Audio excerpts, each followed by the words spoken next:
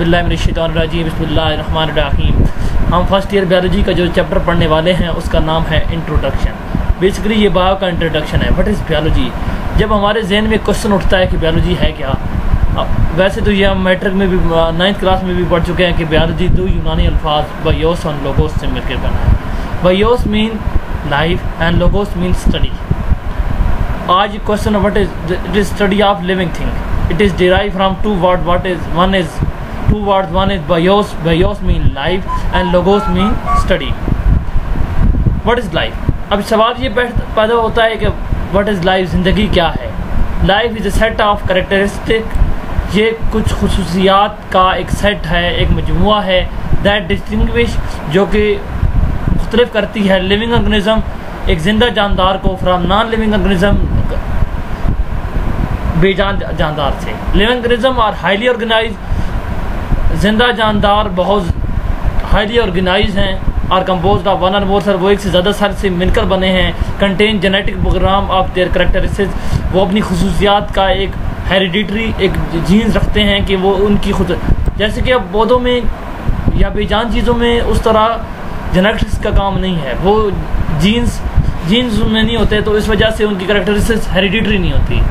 वो बिहेवियर ज़िंदगी से और लोगों से सीखते हैं। लेकिन जो जानदार, जिस तरह हम जिस क्लास में आते हैं, हम कैरेक्टरिस्टिक्स को अपने आबा व अजदाद से लेकर चलते हैं। Contain genetic program of the characteristics can acquire and can use energy. हम एनर्जी लेते भी हैं और एनर्जी यूज़ भी करते हैं। Can carry out numerous chemical reaction. हमारे अंदर बहुत ज़्यादा केमिकल रिएक्शन हो रहे होते हैं। हमें ज़िंदगी हमारे अंदर तभी मुमकिन है कि जब अंदर हर चीज़ का मेटाबॉलिकली रेट फाइंड होता है। जैसे कि हम खुराक खाते हैं तो ये एनर्जी बनती है और वो एनर्जी हम यूज़ करते हैं कि एक्सरसाइज के दौरान, काम के दौरान वो एनर्जी यूज़ होती है। Can grow in size. हम साइज़ में भी बड़े हो जाते हैं। जानदारों की खासियत के साइज़ में भी बड़े हो जाते हैं। Maintain a fairly constant turn. और ये सबसे बेहतरीन जो हालत है ना, ये अपनी अंदरूनी हालात को टेम्परेचर करते हैं, वो मेंटेन करते हैं। अब जब हम सेकेंड ईयर बायोलॉजी में जाएंगे तो हम चैप्टर पढ़ेंगे होमियोस्टेसिस। होमियोस्टेसिस है क्या? अंदरूनी हालत को मेंटेन करना, इंटरनल टेम्परेचर को, इंटरनल ऑस्मोटिक प्रेशर को, थर्मो रेगुलेशन को, और अपने अंदर जो एक्स्ट्रा मौजूद है उन्हें निकाल कर अपनी अंदरूनी टेम्परेचर को मेंटेन करना। अब हम पढ़ते हैं बायोलॉजी की बुनियाद, क्योंकि ये ज़िंदगी है और ज़िंदगी की मुख्तलिफ फॉर्म्स हैं। Molecular biology. मॉलिक्यूलर बायोलॉजी की वो शाख है जिसमें हम मुख्तलिफ ऑर्गेनिजम्स के स्ट्रक्चर, उनके फंक्शंस को, ऑर्गेनिजम्स को स्टडी करते हैं। अब हम फंक्शंस को तभी स्टडी करेंगे जब हम बेसिकली ऑर्गेनिज्म को स्टडी करेंगे। This is study of micro molecules. दो तरह के मॉलिक्यूल है, एक माइक्रो, एक मैक्रो। माइक्रो बड़े होते हैं और मैक्रो छोटे। मैक्रो बड़े होते हैं और मैक्रो बड़े होते हैं और माइक्रो छोटे। माइक्रो वो चीज़ होती है जो इंसानी आँख देख सकती है और माइक्रो को हम नहीं देख सकते। Environmental biology. अब बायोलॉजी की दूसरी ब्रांच जो है वो एनवायरमेंटल बायोलॉजी है। जैसे कि नाम से ही ज़ाहिर है, माहौलियाती बायोलॉजी। इंसान, कोई भी जिंदा जानदार है, वो उसका माहौल से क्या इंटरेक्शन है, बेसिकली इसमें हम ये स्टडी करते हैं। Environmental biology is the study of organism in relation to their environment. Biology की वो ब्रांच जिसमें हम ऑर्गेनिज्म का उसके माहौल से इंटरेक्शन, उसका रिलेशन क्या है, रिश्ता क्या है, मतलब it include interaction between the organism and the inorganic और organic environment, specially humans activities. यहाँ हम ह्यूमन एक्टिविटी, इंसानी सरगर्मियों को, कि वो माहौल पर किस तरह असरअंदाज हो रही है। जैसे कि क्लाइमेंटल चेंज है, ये इंसान की नेगेटिव हालत है कि इंसान माहौल पर असरअंदाज हो रहा है। Study of resources. यहाँ हम रिसोर्सेज को स्टडी करते हैं। डिफॉरेस्टेशन, जिसकी वजह से दुनिया में क्लाइमेंटल चेंज आ रही है। रीजनल क्लाइमेट, हर रीजन का geological study of every climate, every region of the world, इस एनवायरमेंटल बायोलॉजी में हम स्टडी करते हैं।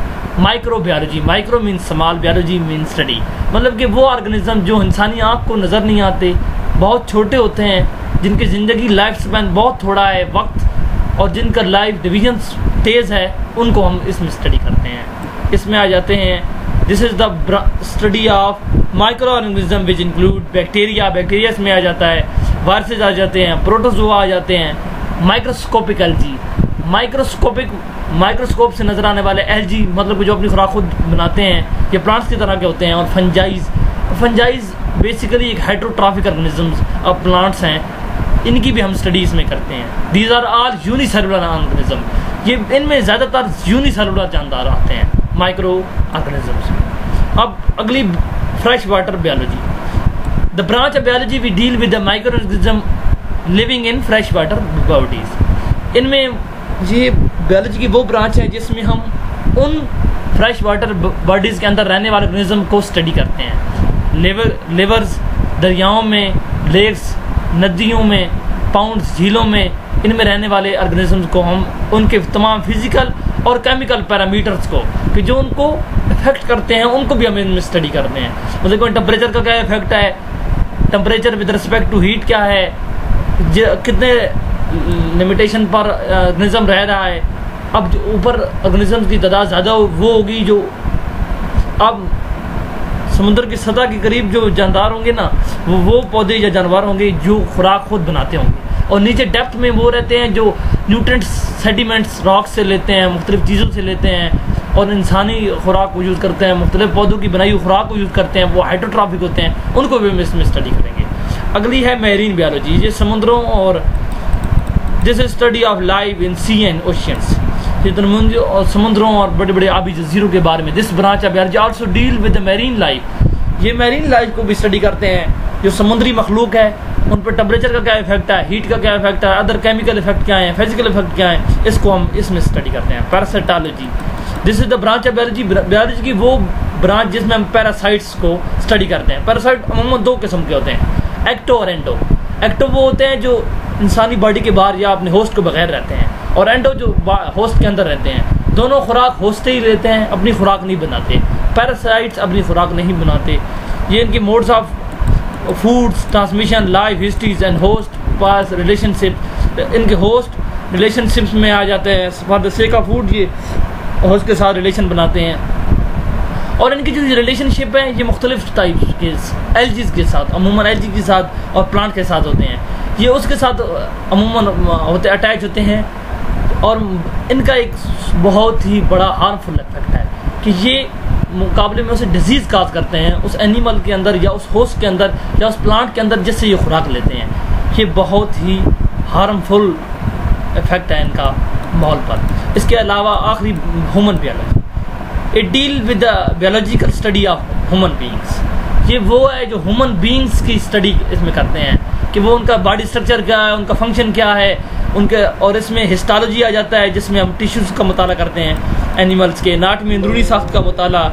इसके अलावा मार्फोलॉजिकल स्टर्नल स्ट्रक्चर का मुताला, एवोल्यूशंस, वो जो चेंजेस आ रही विद रिस्पेक्ट टू टाइम उसके अंदर आते रही, ये भी, और जेनेटिक्स का, जीन्स का मुताला भी करते हैं, सेल्स का मुताला इसके अंदर करते हैं, और इस किसी भी और इनका इफेक्ट जो ह्यूमन का है माहौल पर वो भी हम ह्यूमन बायोलॉजी के अंदर करते हैं। ये बहुत ही डाइवर्स बायोलॉजी की शाख है और ये बहुत ही ज़्यादा एक्टिव है। Social biology, social biology, this is the branch of biology which deal with the social behaviour. ये समाजी रवैयों and communal life of human being और लोगों के, because human is a social animal. अब ह्यूमन बीइंग के यहाँ क्योंकि ह्यूमन बीइंग्स, इंसान एक समाजी जानवर है, माशरती जानवर, ये माशरे के बगैर रह नहीं सकता, अकेला इसका मुश्किल है। लास्ट और सबसे इम्पॉर्टेंट बायोलॉजी की जो शाख है वो है biotechnology. Biotechnology it deal with the use of living organism system in manufacturing and service industry. ये बायोलॉजी की वो शाख है जिसमें हम मुख्तलिफ ऑर्गेनिज्म को यूज़ करके इंसानियत, ह्यूमन काइंड का फ़ायदा सोच रहे हैं। अब चूँकि बहुत ज़्यादा ड्रग्स इस्तेमाल बन रही हैं इसके ज़रिए, फूड इंडस्ट्री, मेडिसन, हत्ता कि आप ज़िंदगी में जो चीज़ भी देखते हो उसमें बायोटेक्नोलॉजी का ये बहुत डाइवर्स फॉर्म है। 1915 में 1915 में ऑस्ट्रेलिया में उन्होंने पूरा जीनोम स्टडी कर लिया था। वैसे तो ये पाकिस्तान में अब आई है लेकिन ये उन कंट्रीज़ में पहले से थी, और ये सबसे डाइवर्स फॉर्म है और तेज़ी से बदलते हुए हालात। ये कह रहे हैं कि दुनिया 2020 के बाद पूरी दुनिया में जितनी मेडिसिन बन रही है वो 50% कन्वर्ट हो जाएंगी biotechnology. Today my lecture is over, friends. Thanks for watching my videos and please subscribe my channel. Khuda Hafiz. Allah Hafiz.